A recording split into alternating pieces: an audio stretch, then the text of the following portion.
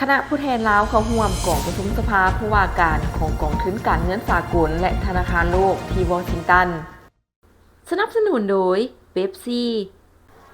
ในระหว่างวันที่11 ถึง 20 ตุลาคม 2025 ที่ผ่านมาคณะผู้แทนของธนาคารแห่งสปป.ลาวนำโดยท่านสุริศักดิ์ธรรมนุวงศ์รองผู้ว่าการธนาคารแห่งสปป.ลาวได้เดินทางเข้าร่วมกองประชุมสภาผู้ว่าการของกองทุนการเงินสากลหรือ IMF และธนาคารโลกหรือ WBG ประจำปี 2025 ที่จัดขึ้นอย่างเป็นทางการที่นครหลวงวอชิงตันดีซีสหรัฐอเมริกากองประชุมดังกล่าวแม่นจัดขึ้นร่วมกันระหว่าง IMF และ WBG โดยมีจุดประสงค์ในการนำผู้แทนจากธนาคารกลางกระทรวงการเงินภาคธุรกิจองค์กรเพื่อสังคมและนักวิชาการจากประเทศสมาชิก IMF และ WBG เพื่อมาปรึกษาหารือแลกเปลี่ยนทัศนะร่วมกันเกี่ยวกับสภาพเศรษฐกิจโลกเสถียรภาพทางด้านการเงินโลกและการพัฒนาเศรษฐกิจพร้อมเดียวกันก็ได้มีการปรึกษาหารือเกี่ยวกับปัญหาที่สากลก็คือประเทศในโลกกำลังมีความสนใจเป็นต้นแมนสภาพความเข่งตึงทางเศรษฐกิจการคาดคะเนเศรษฐกิจการลดพรความทุกข์ยากและประสิทธิภาพของการช่วยเหลือต่างๆภายใต้หลายรูปแบบคือกองประชุมสัมมนาการบรรยายระดับภาคพื้นงานแถลงข่าวและการสนทนาในรูปแบบอื่นๆในระยะดังกล่าวท่านรองผู้ว่าธนาคารแห่งสปป.ลาวพร้อมด้วยคณะได้เข้าร่วมหลายกองประชุมที่มีความสำคัญเป็นต้นแมนกองประชุมโต๊ะมนระหว่างผู้อำนวยการใหญ่ของ IMF กลุ่มอาซีแปซิฟิกรัฐมนตรีการเงินและผู้ว่าการธนาคารของกลุ่มประเทศอาเซียนกองประชุมระหว่างผู้ว่าการประจำ IMF และ WBG ของห้องการกลุ่มอาซีตะวันออกเฉียงใต้ของ IMF ครั้งที่ 56กองประชุมคณะกรรมการการเงินเงินตราเคียงคู่กันนี้ยังได้เข้าร่วมกองประชุมปรึกษาหารือและพบปะสองฝ่ายกับกลุ่มวิชาการของ IMF จำนวนหนึ่งเพื่อปรึกษาหารือเกี่ยวกับสภาพเศรษฐกิจของสปป.ลาวและภาคพื้นพร้อมทั้งเรียกงานติดพันกับการช่วยเหลือทางด้านวิชาการในการเข้าร่วมกองประชุมครั้งนี้สากลได้เน้นใส่การอัปเดตสภาพเศรษฐกิจโลกที่พร้อมปรับตัวให้สอดคล้องกับท่าเอียงการหันเปลี่ยน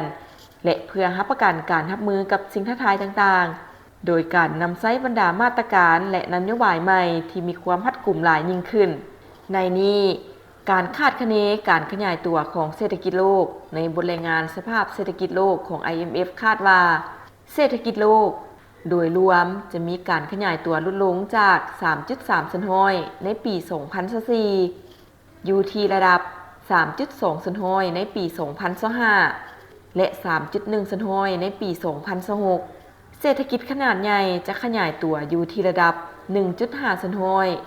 และเศรษฐกิจของประเทศที่กำลังพัฒนาจะขยายตัวสูงกว่าอยู่ในระดับ 4 สันห้อยอัตราเงินเฟ้อโดยรวมแม้นคาดว่าจะสืบต่อลดลงในทั่วโลกต่อปัญหาสิ่งท้าทายข้างเทิง IMF ได้ให้คำแนะนำต่อการวางนโยบายเงินตราและการเงินของบรรดาประเทศสมาชิกว่าควรมีการประสานสมทบกันอย่างกลมเกลียวโดยเฉพาะการสืบต่อแก้ไขปัญหาอัตราเงินเฟ้อโดยสูงใส่การวางนโยบายการเงินตรา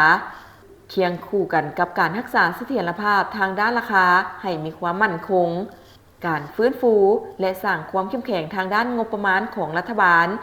ผ่านการลดพรการขาดดุลงบประมาณการเพิ่มรายรับหรือการจัดสรรงบประมาณให้มีประสิทธิภาพหลายขึ้นการคุ้มครองเงินตราต่างประเทศและการไหลเวียนของเงินทุนโดยเฉพาะแมนประเทศตลาดเกิดใหม่และประเทศที่กำลังพัฒนาเคียงคู่กันนี้ IMF ได้เรียกร้องให้ประเทศสมาชิกเอาใจใส่ต่อกับความเข่งตึงทางด้านการค้าโดยแนะนำให้มีการปรับปรุงคืนบรรดานโยบายการค้าให้แทนเหมาะกับสภาพเศรษฐกิจเพื่อรับประกันการร่วมมืออย่างสันติวิธีและมีความโปร่งใสในนี้ทาง IMF และ WBG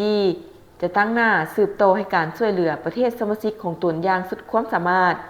ตามพระบทบาทของตนเพื่อรักษาเสถียรภาพและความเข้มแข็งของเศรษฐกิจโลกและบรรดาประเทศ